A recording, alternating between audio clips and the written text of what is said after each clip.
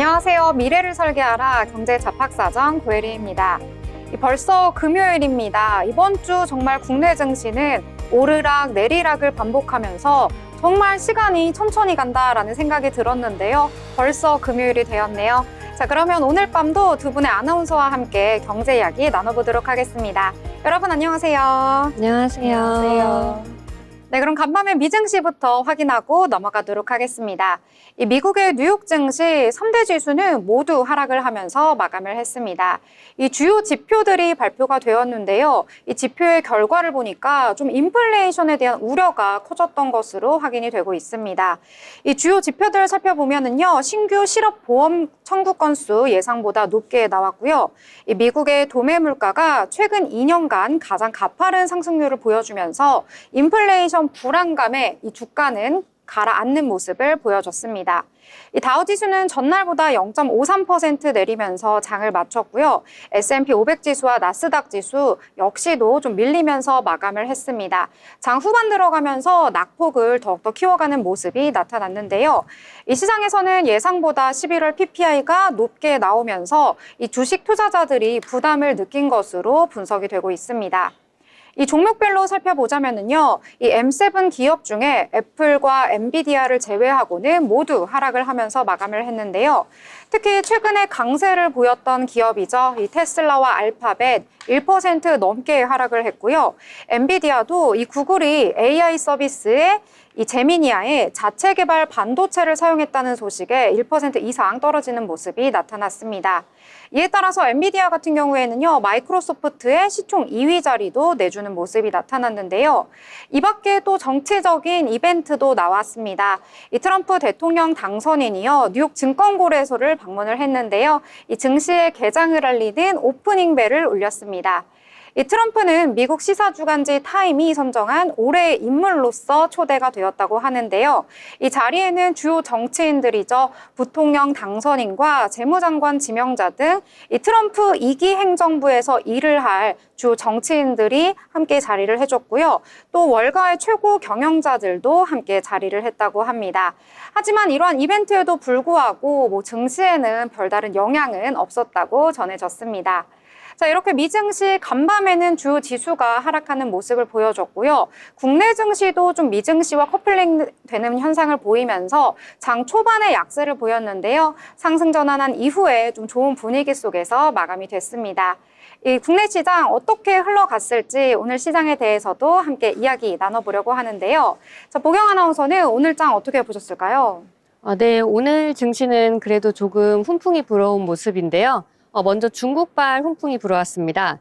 중국의 경기 부양책 기대감에 오늘 엔터주들 일제히 상승세 보였는데요.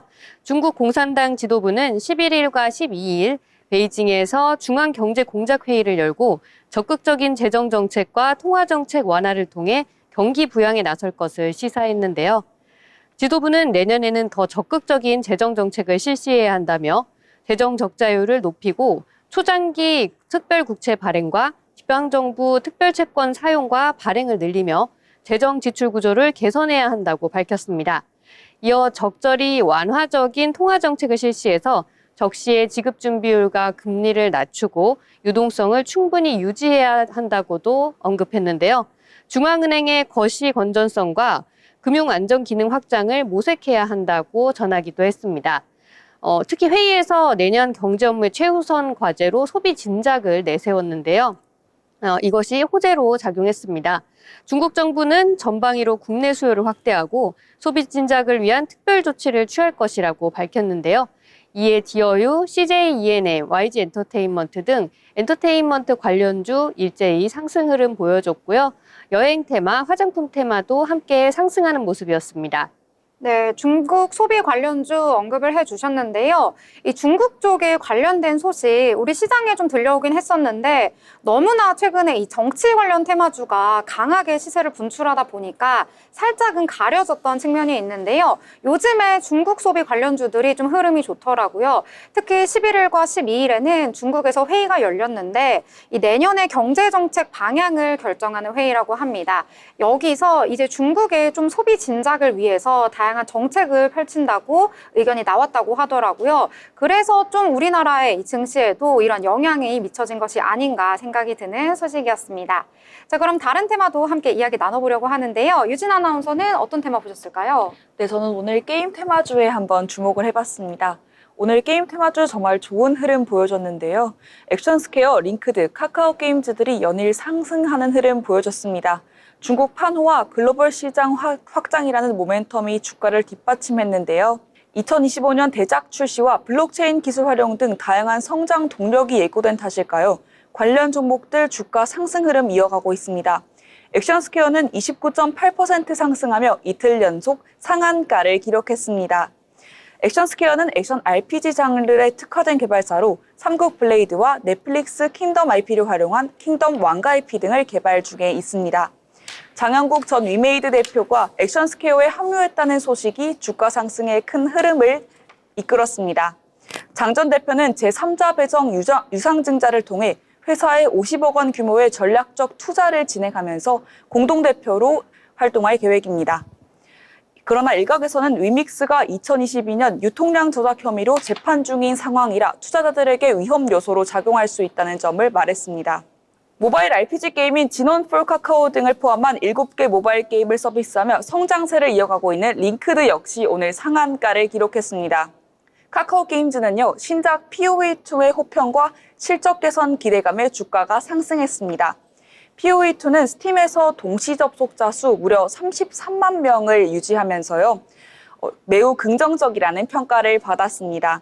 컴투스 역시 신작 가덴 데몬을 발표하며 상승세를 이어가며 게임 테마주의 전반적인 상승을 이끌었습니다. 게임 시장의 핵심 이슈 중 하나죠. 바로 중국 판호에 대해서도 살펴보겠습니다. 중국의 게임 신작 출시를 위해서 게임 산업의 판호라는 사업권이 정말 필수적인데요. 2024년에는 넥슨, 네오위즈, 넷마블 등이 작품의 중국 진출을 앞두고 있습니다. 이는 국내 게임사의 글로벌 확장을 가속화할 중요한 모멘텀으로 작용합니다. 한편 게임 산업의 새로운 트렌드로는 블록체인 기술을 활용한 P2E 게임이 있습니다. P2E는요, Plan to Earn이라는 뜻인데요. 아직 국내에서는 규제가 되어 있습니다. 그러나 해외 시장에서는 연평균 70.3%의 성장률을 기록하며 중요한 요소로서 빠르게 확대되는 흐름 보여주고 있습니다. 이번 부산에서 열리는 지스타 2024에서는요, 새로운 회사들의 게임의 대신작 공개를 앞두고 있어서요, 투자자들과 유저들의 기대감이 증폭되고 있습니다. 이렇게 게임 테마주들이 연이어 강세를 보이고 있으며 좋은 흐름 이어가고 있는 모습입니다. 네, 게임 테마 말씀해 주셨는데요. 최근 들어서 게임 역시도 좀 강세를 보이고 있더라고요. 특히 오늘 같은 경우에는 액션 스퀘어가 장 시작하자마자 상한가를 기록을 했거든요. 이 새벽에 또 소식이 하나 전해졌는데 이 장영국 위메이드 부회장이 액션 스퀘어의 CEO로 내정이 되었다라는 소식이 전해지면서 이러한 것들이 좀 호재로 작용하지 않았나 이런 분석까지 함께 나오고 있습니다. 자, 그러면 또 다른 테마 함께 얘기해 보려고 하는데요. 또 카카오 쪽 한번 보셨다고요? 네, 방금 카카오 게임주도 같이 언급을 해주셨는데 카카오 게임뿐만 아니라 오늘 카카오주들 전반적으로 동반 상승 흐름 보였습니다. 윤석열 대통령의 2차 탄핵 본회의 표결이 내일인 14일로 예정이 되어 있는데요. 지난 1차 표결은 여당의 자리 이탈에 따른 정족수 부족으로 폐기가 됐죠. 현재 일부 여당 의원들이 표결에 참여하겠다는 의사를 밝히면서 가결 가능성이 높아지고 있는 상황인데요. 이에 현 정부에서 각종 수사 등으로 압박을 받아온 카카오 그룹주들이 오늘 강세를 보였습니다. 윤석열 정부는 출범 초부터 카카오에 대한 전방위적 압박을 가해왔는데요. 윤 대통령은 지난해 11월 카카오 택시에 대해서 정부가 반드시 제재해야 한다고 비판을 쏟아내기도 했습니다. 뿐만 아니라 카카오 창업주인 김범수 경영쇄신위원장은 SM 인수 과정에서 주가를 조작했다는 혐의를 받으면서 구속된 바 있죠. 윤석열 정부가 시작된 이후로 IT 대기업의 창업주가 구속된 거는 처음 있는 사례였습니다. 이렇게 현 정부가 그동안 마찰을 빚어온 카카오그룹이 윤 대통령 탄핵에 대한 가능성이 높아지면서 시장의 주목을 받은 것으로 보이는데요. 카카오와 카카오게임즈, 카카오페이, 카카오뱅크 등 카카오그룹주들 일제히 강세를 보였습니다. 네, 카카오 말씀해 주셨는데요. 카카오 게임즈는 신작 발표를 앞두고 이 기대감이 모이면서 상승을 했다라고 볼 수 있는데 카카오 그룹 전반적으로 보자면 좀 정치적인 이슈랑 엮이면서 이 탄핵 정국이 어떻게 이제 탄핵이 되고 난 이후에 좀 카카오 그룹이 수혜를 받을 수 있지 않을까라는 그러한 시선이 모이면서 좀 강세를 보였다 이렇게 볼 수가 있겠습니다. 자, 이렇게 미증시와 국내 증시 전반적으로 이야기 나눠봤는데요. 본 방송에서 제공하는 정보는 투자 판단을 위한 조언일 뿐 해당 종목의 가치, 상승과 하락에 대해서는 보장하지 않습니다.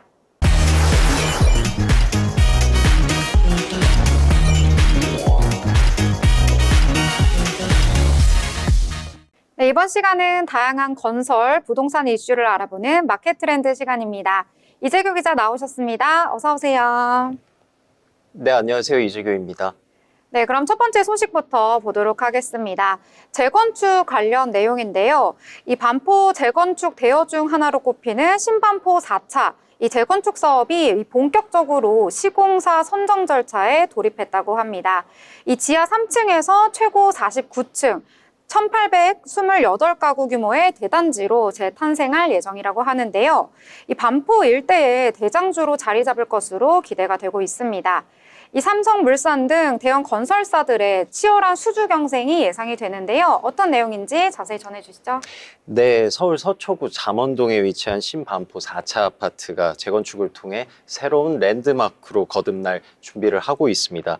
신반포 4차 재건축 조합은 지난 11일 시공사 선정 입찰 공고를 내고 본격적인 절차에 들어갔습니다. 이번 입찰에서 조합이 제시한 공사비는 3.3제곱미터당 950만 원, 총 공사비 1조 310억 원에 달합니다. 공동도급은 불가하다는 조건이 붙었고 현장 설명회는 오는 20일, 입찰 마감은 내년 2월 5일로 예정되어 있습니다. 신반포 4차는 고속터미널역 역세권으로 3호선, 7호선, 9호선이 모두 지나는 뛰어난 교통 접근성을 자랑합니다. 신세계백화점 강남점과 육화아울렛 강남점까지 걸어서 갈 수 있는 이른바 슬세권 단지로 반포 일대에서도 입지 경쟁력이 돋보이는 곳으로 꼽힙니다. 재건축 사업을 통해 신반포 4차는 지하 3층부터 지상 49층 12개 동 총 1,828가구의 대단지로 새롭게 탈바꿈합니다. 이에 따라 신반포 4차는 현대건설이 시공을 맡은 신반포 2차와 함께 반포 지역의 대장주로 기대를 모으고 있습니다. 네. 이 서울 안에서도 강남, 그 안에서도 반포니까요. 엄청나게 또 인기가 많은 지역이잖아요. 그래서 더 시공사 입찰 경쟁이 뜨거울 것 같은데요. 네, 맞습니다. 이 같은 매력적인 조건에 국내 주요 대형 건설사들은 높은 관심을 보이고 있는데요. 그 중에서도 삼성물산이 유력한 시공사로 거론되고 있습니다. 삼성물산은 이미 반포 일대에서 레미안 퍼스티지, 레미안 원베일리, 레미안 원펜타스 등 고급 주거단지를 성공적으로 선보인 경험이 있습니다. 이번 신반포 4차 재건축 사업을 수주하면 반포를 중심으로 한 레미안타운 확대 전략에 더욱 힘을 실을 수 있을 것으로 보입니다.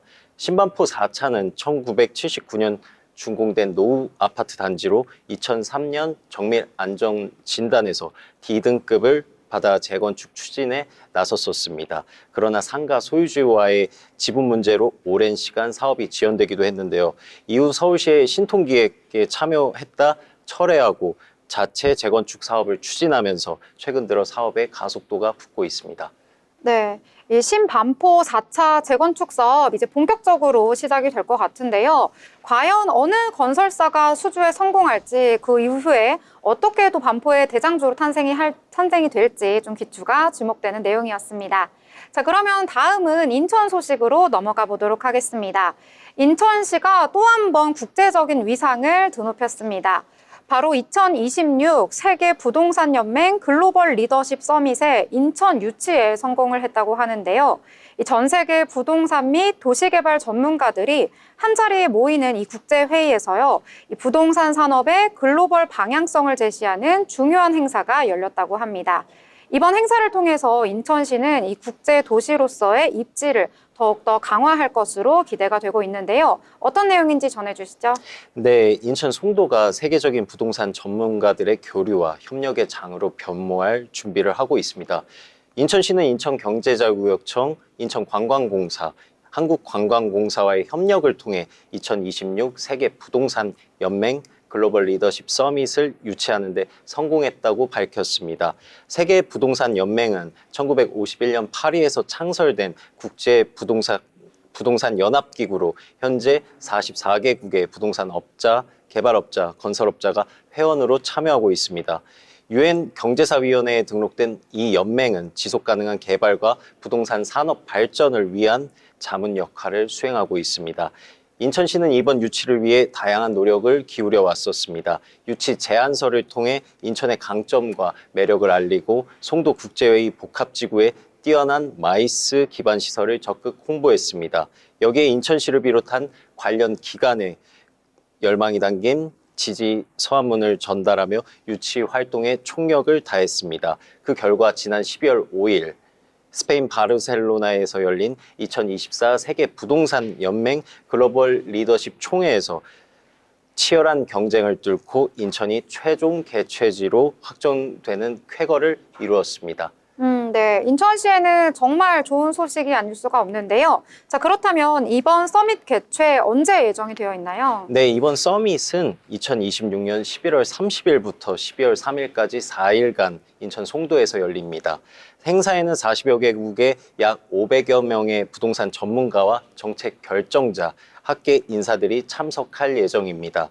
이번 서밋에서는 지속가능한 도시 성장과 부동산 개발 전략을 주제로 논의가 이루어지며 부동산 산업의 글로벌 방향성을 제시할 예정입니다.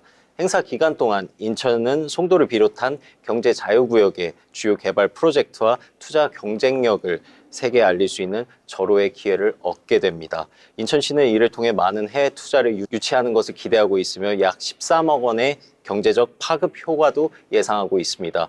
전문가들은 이번 서밋 유치가 인천의 국제적 브랜드 가치를 높이고 국내 부동산 시장의 경쟁력을 강화할 수 있는 발판이 될 것이라고 평가하고 있습니다. 네, 잘 들었습니다. 이번 유치를 계기로 해서 인천시가 국제회의 개최 중심지로서 부상할 수 있었으면 하는 마음이 드네요. 네, 마지막 소식이죠. 인천 미추 1구역 재개발 공사가 3개월째 중단이 됐다고 합니다. 조합과 시공사 간의 갈등이 점점 심화되고 있는데요. 시공사인 라인건설이 계약 당시 명시된 물가 변동 배제 특약에도 불구하고 공사비 증액을 요구하면서 공사를 중단했기 때문인데요. 이로 인해서 조합원들의 반발은 물론이고 다른 재개발 사업에도 영향을 미칠 수 있다는 우려가 제기되고 있습니다. 자세한 소식 전해주시죠. 네, 인천 미추 1구역 재개발 사업은 2022년 5월 착공 이후 순조롭게 진행되던 공사가 지난 8월부터 멈춰섰습니다. 문제의 발단은 시공사 라인건설의 공사비 증액 요구였습니다.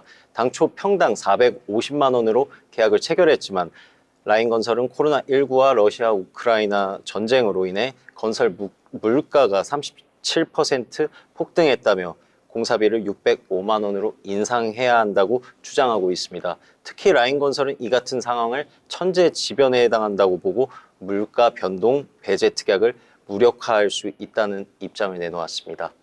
네, 건설사와 조합해당 자치구의 입장은 어떤가요? 네, 라인건설 관계자는 코로나19와 우크라이나 전쟁으로 물류 대란이 발생하였고 이로 인해 건설 원자재 가격이 급등하여 현재 공사비로는 공사 지속과 회사의 존립이 위태롭다는 이야기를 전하고 있습니다.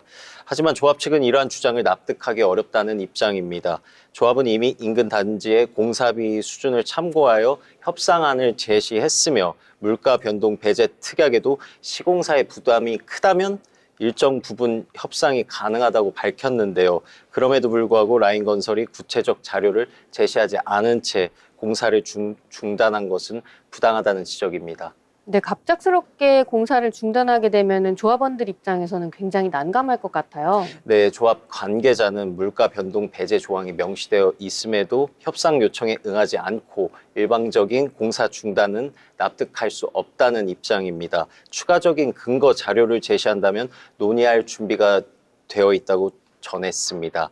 조합의 요청에 따라 미추홀구청과 국토부, 인천시 등이 중재에 나섰지만 건설사의 미온적인 태도로 갈등은 해결되지 않고 놓고 있는 상황이며 특히 국토부와 미추홀구가 마련한 분쟁조정위원회 2차 회의에서는 라인건설이 시작 30분 전 불참을 통보해 비판을 받고 있습니다. 또한 조합원들 사이에서 라인건설이 공사비를 절반 정도 진행한 뒤 시공사 변경이 어렵다는 점을 악용해 공사비 증액을 강요하는 것이 아니냐는 비판이 나오고 있는데요. 실제로 다른 건설사를 구하기 어려운 현실을 감안할 때 시공사 교체는 사실상 불가능하다는 우려가 커지고 있는 입장입니다. 네, 잘 들었습니다. 이번 사태가 조속히 해결되지 않을 경우에는 미추 1구역 조합원들의 이제 피해는 물론이고 다른 지역의 재개발까지 악영향을 미칠까 걱정이 됩니다. 앞으로 어떻게 해결이 되고 있는지 저희가 함께 잘 지켜봐야겠습니다. 네, 이렇게 세 가지 소식 잘 들어봤습니다. 함께 해주신 이재규 기자 감사합니다.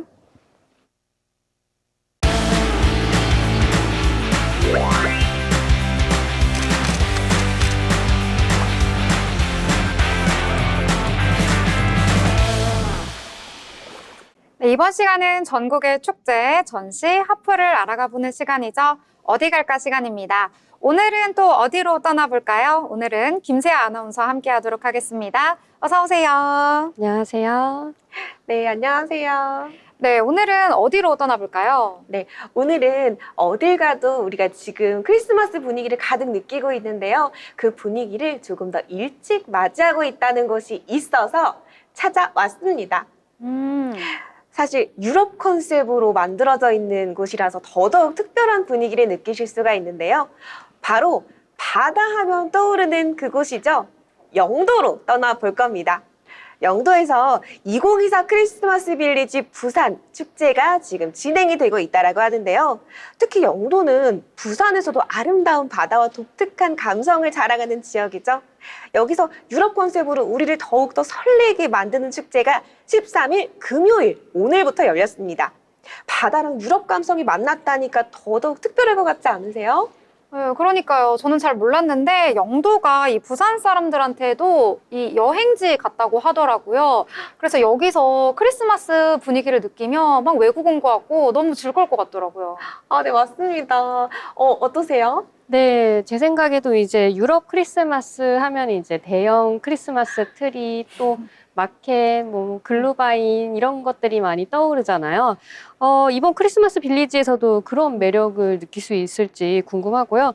특히 이 바다를 배경으로 크리스마스를 즐길 수 있다는 게 굉장한 매력인 것 같아요. 네, 맞습니다. 바다와 그리고 유럽이 함께하는 공간을 맞이하실 수가 있고요. 대형 트리도 있습니다. 뿐만 아니라 저도 사실 영도 매력에 사실 작년에 처음 가보고 푹 빠졌는데요. 바다가 정말 제주도 같더라고요. 근데 거기에 유럽과 그리고 크리스마스까지 연계가 되어 있어서 더더욱 특별할 것 같습니다. 다들 궁금해하실 테니까 간략하게 어떤 축제인지 빠르게 소개해 드릴게요. 쉽게 말해서 여기는 유럽 컨셉의 크리스마스 마켓이라고 보시면 되는데요. 부산에서 활동하는 청년 브랜드가 모여 있어서 다양한 세계 음식과 그리고 음료들을 준비했다고 합니다. 크리스마스 무드를 한껏 느낄 수 있는 텍사스 BBQ부터 슈톨렛, 뱅쇼, 독일 맥주 같이 이국적인 먹거리부터 유럽 빈티지 가구 그리고 테이블웨어, 크리스마스 소품까지 매 회차별로 새로운 라인업으로 구성이 되어 있습니다. 아름다운 크리스마스 추억을 남길 수 있는 체험 이벤트까지 준비가 되어 있고요. 이 많은 것들을 사실 하루에 즐기기는 어려울 수가 있잖아요. 그래서 무려 3주간 금, 토, 일 이렇게 나눠서 좀 진행이 되고 있습니다. 그리고 크리스마스에도 할까 좀 궁금해하시는 분들 계실 것 같아요. 크리스마스도 합니다. 이브인 24일이랑 25일에도 운영을 하고 있고요. 13일 금요일부터 29일 일요일까지 3주간 매주 금, 토, 일 그리고 금요일은 오후 4시부터 밤 10시까지, 그리고 토요일과 일요일은 오전 11시부터 밤 10시까지, 그리고 이브인 24일, 25일도 오전 11시부터 밤 10시까지 즐길 수가 있습니다.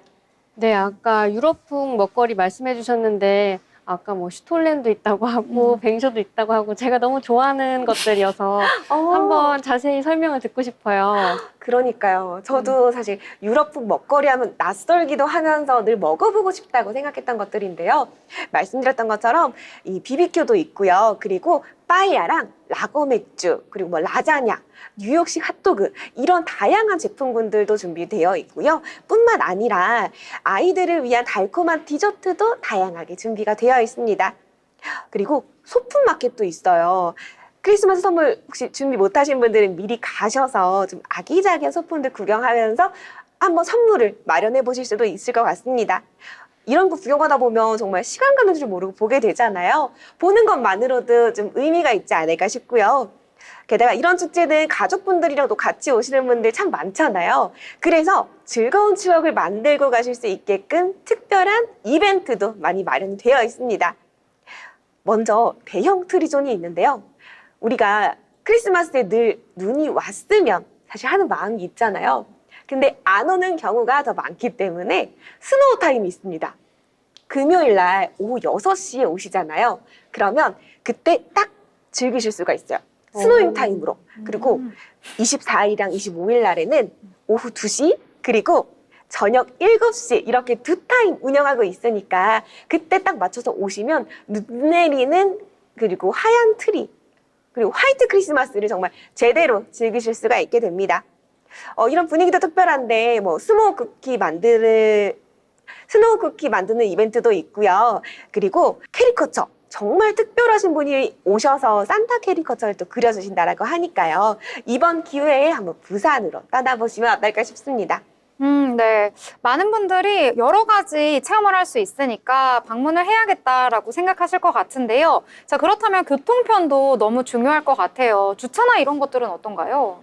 네, 맞습니다. 사실 웬만하면 여기가 주류도 판매하고 있으니까요. 대중교통으로 오시는 걸 추천드려요. 근처에 유료 주차장이 많긴 합니다만 대중교통으로도 편하게 오실 수가 있습니다.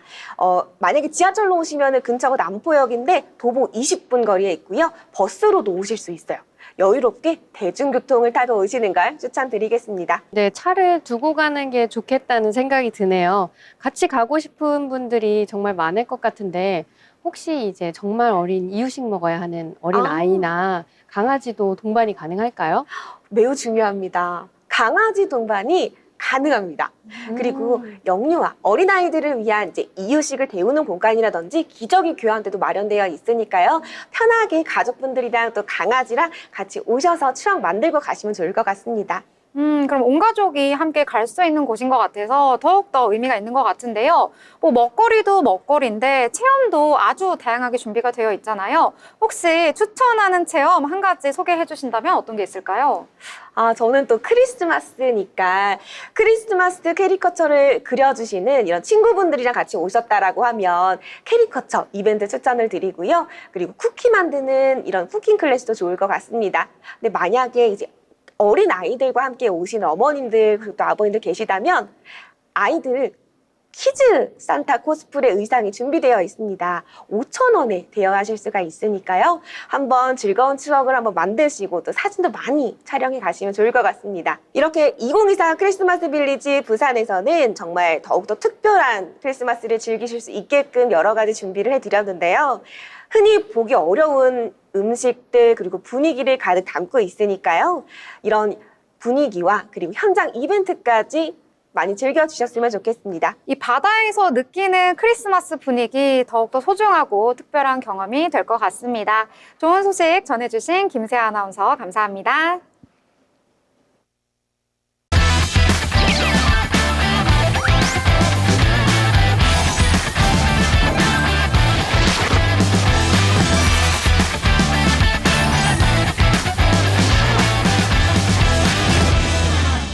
네, 이번 시간은 돈을 잘 벌고 싶은 이 고수가 되고 싶은 아나운서들이 모여서 경제 이야기, 주식 이야기 함께 나눠보도록 하겠습니다. 그 전에 오늘 시장 어떻게 마무리가 되었을지 알아봐야 될 것 같은데요. 오늘 시장 어떻게 마무리되었을까요?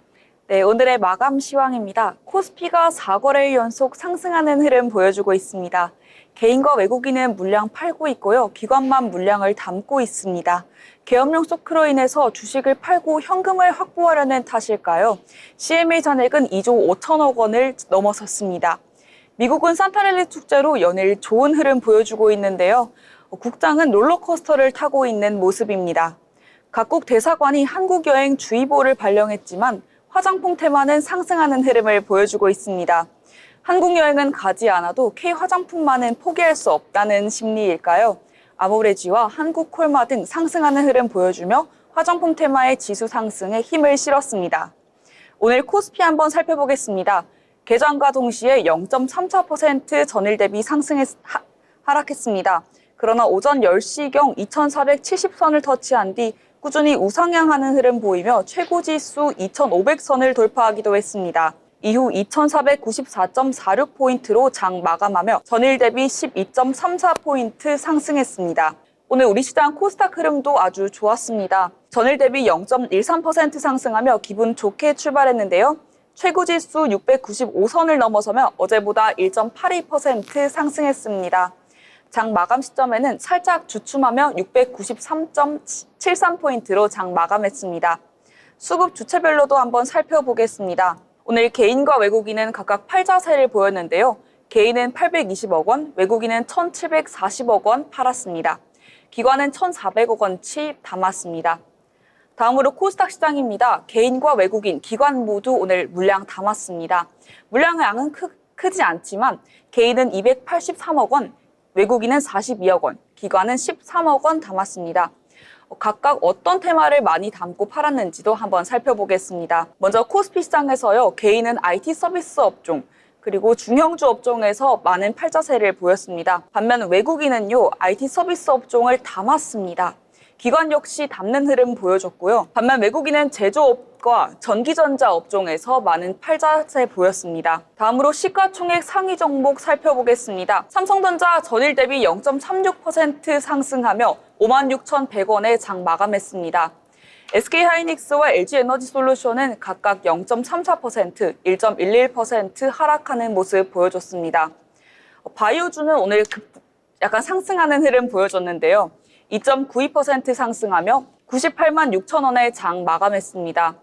6위부터 10위까지도 살펴보면요. 셀트리온과 기아, 그리고 네이버는 상승하는 흐름 보여줬습니다. 삼성전자 우선주는 보합 마감했고요. KB금융은 오늘 하락하는 흐름 보였습니다. 코스닥도 살펴보겠습니다. 알테오젠 전일 대비 1.44% 상승하며 31만 7천 원에 장 마감했습니다. 에코프로비엠은 2.89% 하락했지만 에코프로는 1.12% 상승했습니다.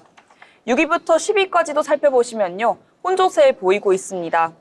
휴젤과 엔캠은 각각 1.62%, 8.53% 하락하는 흐름 보여줬으나 엔터주인 JYP 엔터테인먼트는 2.77% 상승했습니다. 테마별로도 한번 살펴보겠습니다. 제대혈과 일자리 관련 테마주에서 각각 6.57%, 5.53% 상승하는 흐름 보였습니다. 오늘 남북 경협주도 큰 상승 보여줬는데요. 그중에서 일신석재가 30% 상승하며 상한가를 기록했습니다. EDF도 25.9% 상승했고 신원 역시 18.17% 상승했습니다. 반도체 테마주가 오늘 좋은 흐름 보여줬는데요. 지난밤 미증시가 CPI 기대치 부합 속 혼조 마감했지만 필라델피아 반도체 지수는 전일 대비 2.72% 상승했습니다. 제약 반도체 테마주 역시 좋은 흐름 보여줬는데요.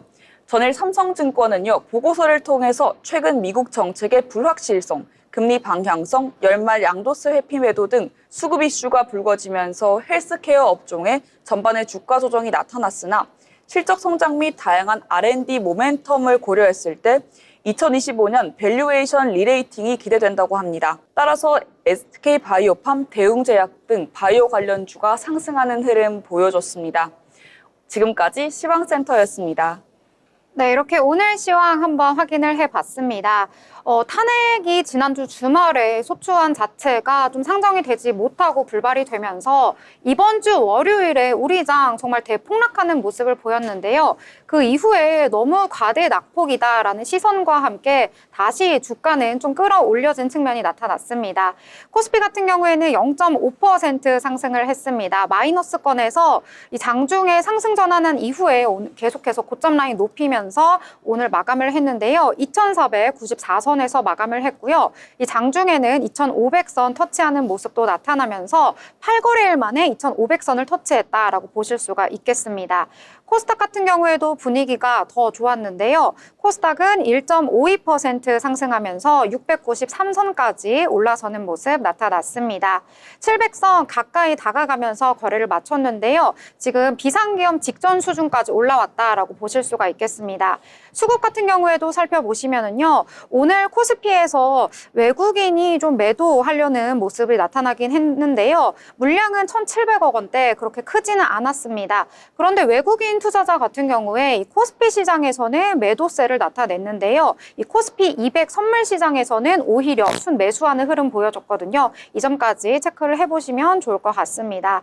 오늘 시가총액 상단에 위치한 종목들도 그래도 좀 사이즈가 큰 종목들 위주로 상승을 했기 때문에 주가를 많이 견인해줬다라고 보실 수가 있겠고요. 특히 삼성전자 같은 경우에는 오늘 계속해서 등락을 거듭하는 모습을 보이다가 0.36% 상승하면서 56,100원의 종가를 형성했습니다. 이 삼성전자 같은 경우에는 올해 외국인 지분율이 56%까지 올라왔었는데요. 최근에 이 삼성전자 주가와는 별개로 외국인들이 계속해서 매도하고 있는 게 바로 삼성전자입니다.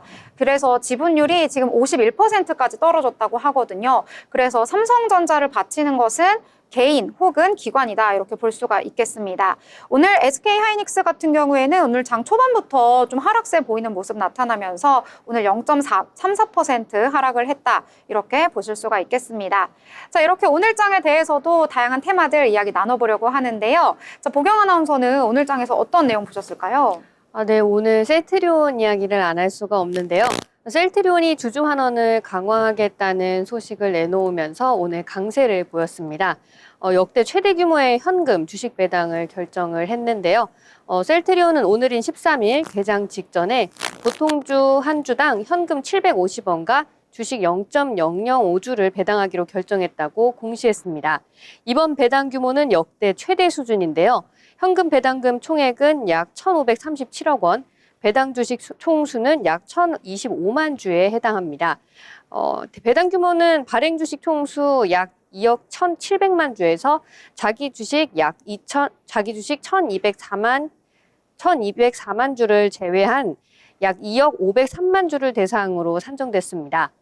셀트리온의 주식 배당은 약 2년 만으로 현금 주식 배당은 내년 3월 정기 주주총회에서 최종 승인을 거쳐서 주주들에게 지급될 예정입니다. 배당 기준일은 이달 31일입니다. 셀트리온은 향후 사업 계획 대비 현재 기업 가치가 상당히 저평가돼 있다고 판단했다면서 미래 성장 가치를 주주들과 공유한다는 취지에서 배당을 결정했다고 설명했습니다. 또한 셀트리온은 앞으로도 주주 환원을 강화할 계획이라고 밝혔는데요. 중장기적으로 투자 후 이익의 30%까지 현금 배당을 늘릴 예정이라고 합니다. 셀트리온은 올해에만 총 2번에 걸쳐서 약 7천억 원 규모의 자사주 소각을 했는데요. 내년 초에는 5,600억 원 규모의 자사주 소각이 진행될 예정에 있습니다. 셀트리온 제약도 주당 0.05주의 주식 배당을 결정했다고 오늘 공시했는데요. 배당 주식 총수는 206만 9,691주입니다. 이에 셀트리온과 셀트리온 제약 모두 상승하면서 오늘 강세 보였습니다. 네, 오늘 셀트리온과 셀트리온 제약 모두 강세를 보였는데요. 역대 최대 규모라고 합니다. 아무래도 좀 배당의 매력도가 높기 때문에 많은 분들이 좋아하셨던 것 같은데요. 이러한 내용들 한번 체크해 보시면 좋을 것 같습니다. 네, 그러면 저희 또 다른 테마 함께 알아보려고 하는데요. 유진 아나운서 어떤 테마 또 보셨을까요? 네, 저는 전일 대비 좀 상승 흐름을 보여준 미디어 콘텐츠 테마에 한번 주목을 해봤습니다. 미디어 콘텐츠 테마 오늘 좋은 흐름 보여줬는데요. 바른손 E&A 8.1%, 덱스터 11.8%, CJ E&M은 7.8% 상승하며 테마 지수 상승에 견인에 힘썼습니다. CJ E&M은요, 드라마 4편이 영국 NME 선정 2024년 최고 K-드라마 선정에 10위 중 1에서 3위를 석권했습니다.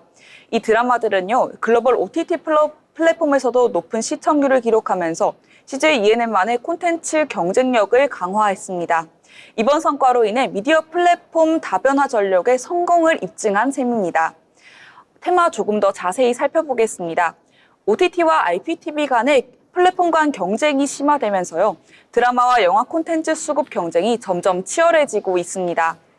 디즈니 플러스 등 글로벌 OTT 업체들은 콘텐츠 투자에 심혈을 기하고 있는데요. 특히 한국 콘텐츠에 대한 수요가 급증하고 있습니다. 넷플릭스에 따르면요. 전체 라이브러리 중 한국 작품이 차지하는 비중은 6.8%에 불과하지만 시청시간 점유율은 11.1%로 뛰어난 성과를 보이고 있습니다. 또 가성비 높은 콘텐츠를 보유하고 있는데요.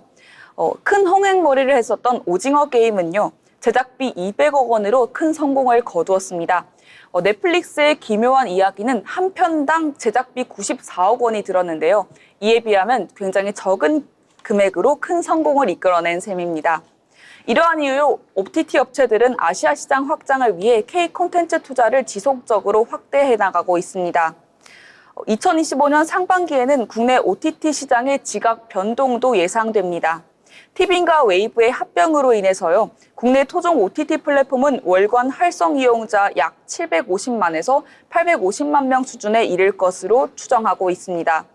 국내 OTT 1위 사업자로 도약할 전망으로 이 합병은요. SK스퀘어와 CJ ENM이 각각 1,500억 원, 1,000억 원을 투자하면서 이루어진 대형 프로젝트입니다.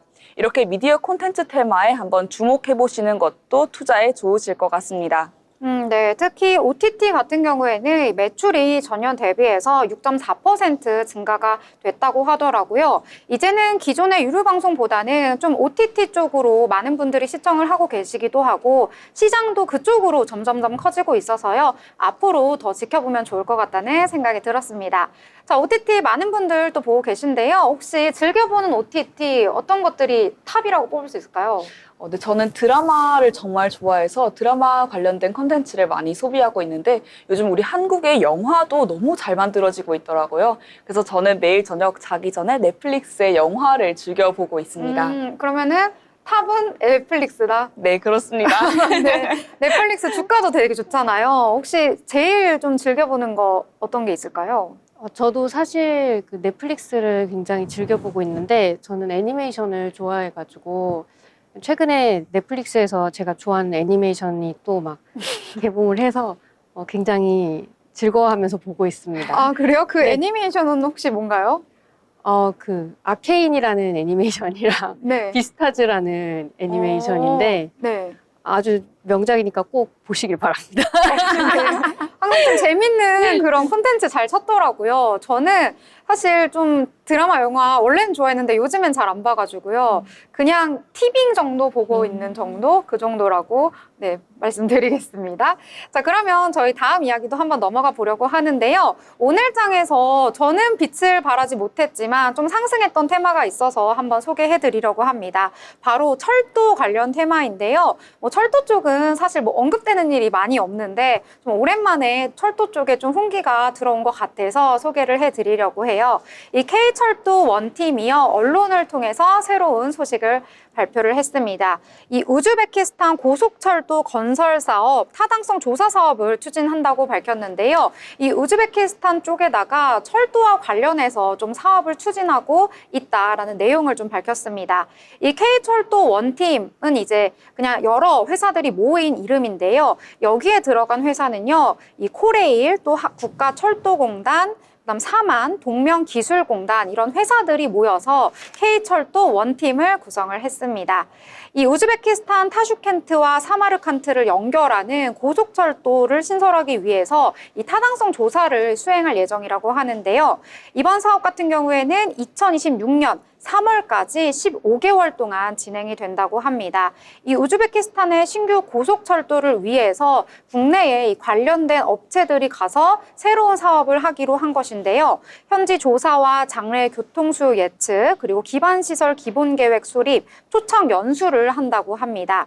이 관계자 같은 경우에는요, 이 지난해 6월 고속철 차량 최초 수출에 이어서 이번에 또 이런 건설과 관련된 사업으로 인해서 앞으로 중앙아시아 쪽으로 새롭게 좀 개척을 하겠다라는 포부를 밝히기도 했습니다.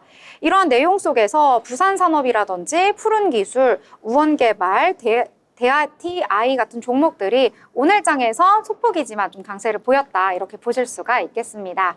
자, 그러면 또 다른 테마 한번 얘기해 보려고 하는데요. 어떤 내용 보셨을까요? 비보존제약이 오늘 굉장히 화제였는데요. 비보존제약이 식약처로부터 비마약성 진통제 품목 허가를 획득했다는 소식이 들려오면서 호재로 작용했습니다. 오늘 장 초반부터 상한가로 직행하는 모습이었는데요. 비보존제약은 어제인 12일 비마약성 진통제 어나프라주가 식약처로부터 품목 허가를 획득했다고 공시했습니다. 이는 지난해 11월 비보존제약이 품목 허가 신청 후에 1년 만인데요. 이로써 국산 38호 신약이 됐습니다.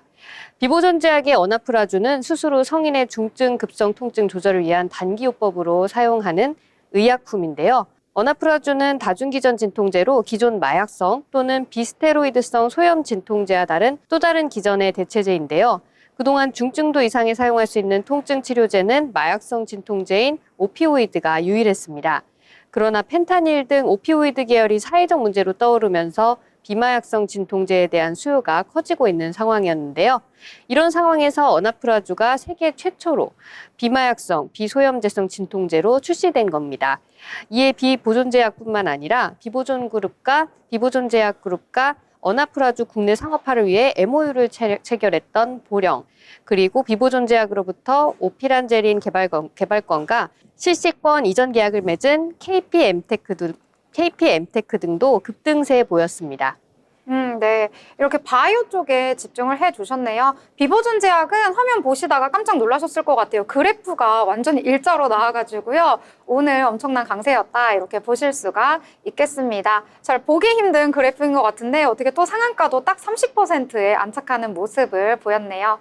자, 이렇게 오늘 장에 대해서 함께 이야기를 나눠봤습니다. 함께 이야기 나누면서 미래를 위한 전략 함께 만드시길 바랍니다.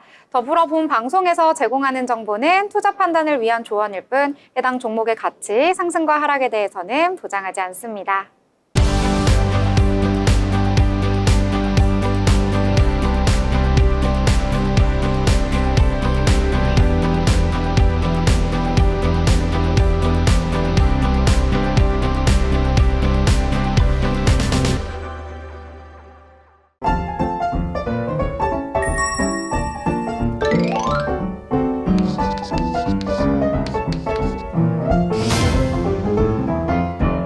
네, 오늘 장에 대해서도 한 줄로 표현해보는 시간인데요. 오늘 장 한 줄평 남겨보도록 하겠습니다.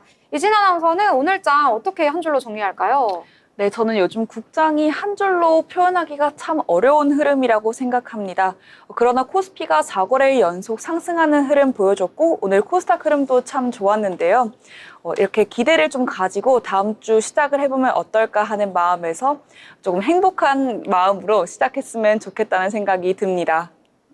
네. 그러면 뭐 행복한 마음으로 시작하는 오늘? 네.